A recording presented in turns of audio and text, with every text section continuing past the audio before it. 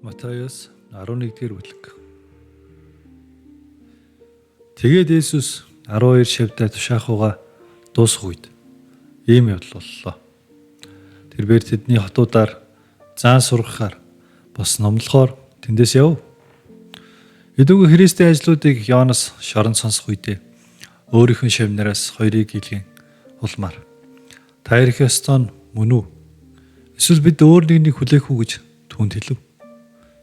Тэгэхэд Есүс тэдэнд хариулж улмаар яв. Тэгээд сонсож бас харж бөөз үзсээ Йоаннест харуул. Сохрууд нь хараа хүлээн авч доглонгууд нь алхаж оюман өвчтнүүд нь цэвэр болгогдож дэлгүүнүүд нь сонсож хүүхсэд нь босгогдож бас ядуус сайн мэдээ номлогдож байна. Тэгээд миний дотор бүдрүүлэгдэхгүй хэн боловч жаргалтай байдаг гэвэ. Тэгээд тэднийг холдоо явах үед Есүс үе болонд Йоаннесын тухай ярьж эхлэн та нар юу харахаар цөл рүү явсан юм бэ? Салхиар сэгсрэгцсэн зэгсийг үү? Харин та нар юу харахаар явсан юм бэ? Зөөлөн хувцаар хувцлагдсан үнийг үү? Ажигтэн зөөлөн хувцас өмсдөг хүмүүс хаадын өргөөнүүд дотор байдаг. Харин та нар юу харахаар явсан юм бэ? Иш үзүүлэгчээг үү? Тийм ээ. Тэгээд иш үзүүлэгчээс ч илүүг нь гэдгийг би та нарт хэлье. Учир нь энэ бол өөрийнх нь тухай ажигтэн би өөрийнхөө илчийг чиний нүрийн өмнө илгээн. Тэрээр чиний өмнө замыг чинь бэлтгэнэ гэж бичигдсэн нэг юм аа. Үнэхээр би та нарт хэлье. Эмэгтэйчүүдээс төрөсдийн дунд Йоаннес Баптистаас илүү агуу босоогүй. Гисэн идэж Тэнгэрийн хаанчлал дотор хамгийн өчүүх нь түүнээс илүү агуу байдаг. Тэгээд Йоаннес Баптистийн өдрүүдээс өнөөх хүртэл Тэнгэрийн хаанчлал хүчинд автаж байгаа бөгөөд хүч төрөгчт нь үүнийг хүчээр эзлэн авч байна. Учир нь бүх иш үзүүлэгч болон хууль Йоаннесыг ирэх хүртэл иш үзүүлсэн. Тэгээд та нар хэрэг хүлээн авахыг хүсвэл энэ нь ирэх ёстой байсан хэлээ юм аа. Сонсогч ихтэй сонсогдов. Харин би энэ үеийнхнийг юутай адилтгах вэ? Тэд бол зээлүүдэд суугаад найзуудаа дуудан улмаар би та нарт лимбитсэн. Тэгэхэд та нар бүжиглээг. Би та нар руу гашуудан үүс.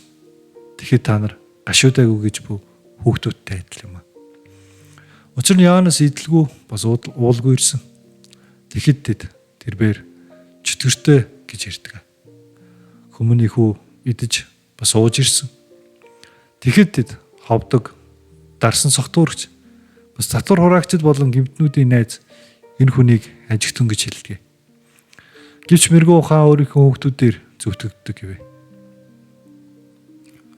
Тэгээд дараа нь авгаа ажлуудын ихийг нь хийгдсэн хотууд гимшин эргээгүй учраас тэр тэдгэрийг зэмлэж эхлэв. Харасын чи гаслантайя. Бицайда чи гаслантайя.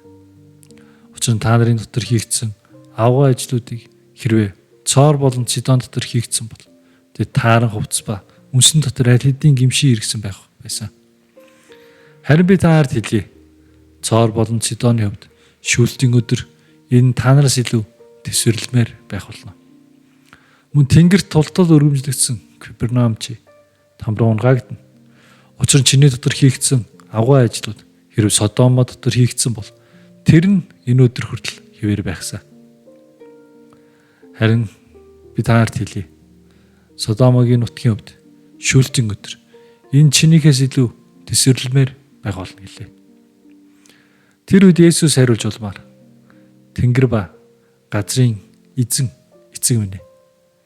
Та энэ зүйлсийг мэрэгүү ухаантнууд болон хэрсүү хүмүүсээс нууцлж улмаар эдгээрийг нэлхас илчилсэн учраас би танд талархаж байна. Тийм ээ эцэг. Яагаад гэвэл ингэх нь таны мэлмид зүйтэй санагдсан.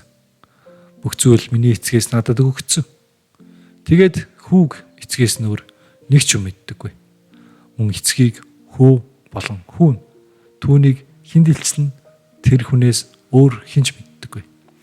Хөдөлмөрлөдөг бас хүнд ачаатаа та нар бүгдээрээ над руу ир. Би та нарт амралт өгье. Миний буулгыг өөр дээр ав. Тэгээд надаас суралцаа. Учир нь би зүрх сэтгэл дотроо номхон бөгөөд дараа билээ. Тэгээд та нар өөрсдийнхөө сэтгэлд амардтыг олно. Учир нь миний буулга амархан бөгөөд миний ачаа хөнгөн билээ.